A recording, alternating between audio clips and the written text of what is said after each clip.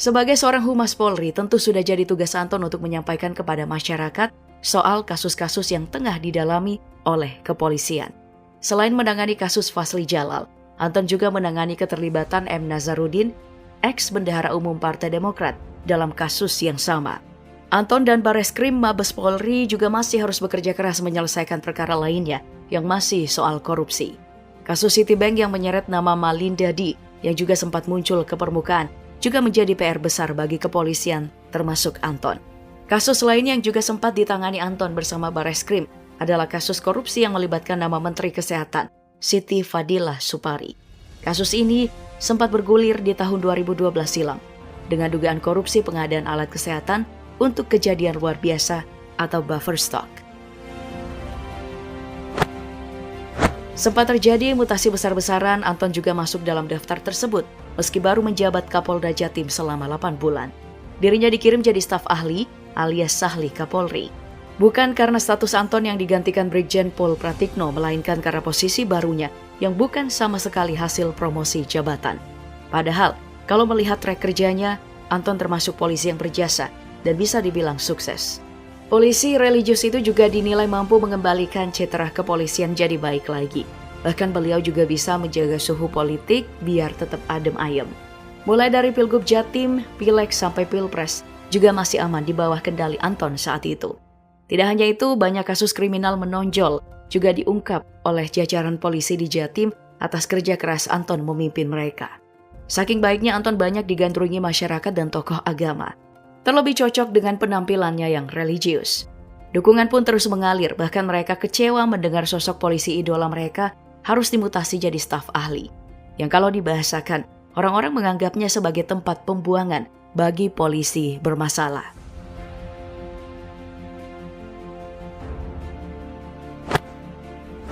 Sebagai seorang dengan karir yang luar biasa dan treknya panjang, pantas saja kalau kita pastikan Komjen Anton punya banyak harta. Tapi eits, jangan buru-buru menyimpulkan. Sayangnya meski karirnya lurus-lurus saja, tapi harta yang dipunya tidak banyak-banyak amat. Dari catatan laporan harta kekayaan penyelenggara negara alias LHKPN tahun 2002, Komjen Anton hanya punya harta senilai 595 juta rupiah. Beliau punya harta bergerak, hanya harta tidak bergerak, dan harta lainnya berupa giro setara kas. Polisi bintang 3 ini memang tidak merinci harta apa saja yang dipunya. Juga belum diketahui pasti apa setelah tahun 2002 beliau melaporkan lagi harta kekayaannya atau tidak. Di tengah-tengah perjalanan karirnya, sosok Anton sempat menghebohkan jagat maya lantaran mewajibkan anggotanya untuk sholat berjamaah tepat waktu dan menghimbau agar polwan yang beragama Islam mengenakan jilbab di lingkungan Polda Jawa Timur. Meski sempat menimbulkan pro dan kontra karena dinilai terlalu mengurusi anggotanya sampai soal pakaian, namun semangat Anton untuk tetap menyiarkan dakwah Islam tidak pernah surut. Dirinya bahkan sempat mencari 30 orang anggotanya untuk sholat berjamaah di masjid.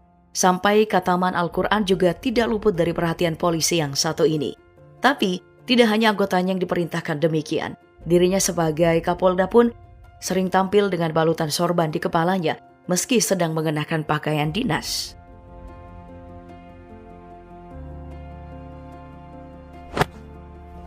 Getolnya Anton menyiarkan dakwah di kalangan polisi ini justru tidak berhenti setelah dirinya purna tugas. Setelah pensiun, bukannya menikmati masa tuanya dengan banyak-banyak istirahat atau melakukan hobi, layaknya polisi pada umumnya. Anton justru memilih hilir mudik dari satu masjid ke masjid lain dan bergabung di jamaah tabligh. Kesan awalnya sih memang tidak mengenakan. Anton memerintahkan untuk menjadi mata-mata bagi jamaah tabligh. Berawal dari kecurigaannya, karena mereka sendiri mendatangi masjid dan berpindah-pindah. Sampai-sampai dikira teroris karena pakaian mereka sama. Waduh, kebanyakan lihat kasus teroris mungkin ya Pak Anton ya. Tapi merasa tidak puas sama hasil mata-mata bawahannya dan keheranan melihat anggotanya malah jadi insaf dan rajin sholat. Anton pun memilih menjadi mata-mata sendiri dan membuat riset kecil-kecilan soal jamaah tabligh tersebut. Risetnya dimulai dengan tinggal bersama mereka selama 3 hari di salah satu masjid. Hasilnya malah membuat Anton terharu dengan perjuangan mereka menyebarkan Islam. Sepulang dari sana, Anton kepincut beli jubah dan sorban dan mengubah penampilannya.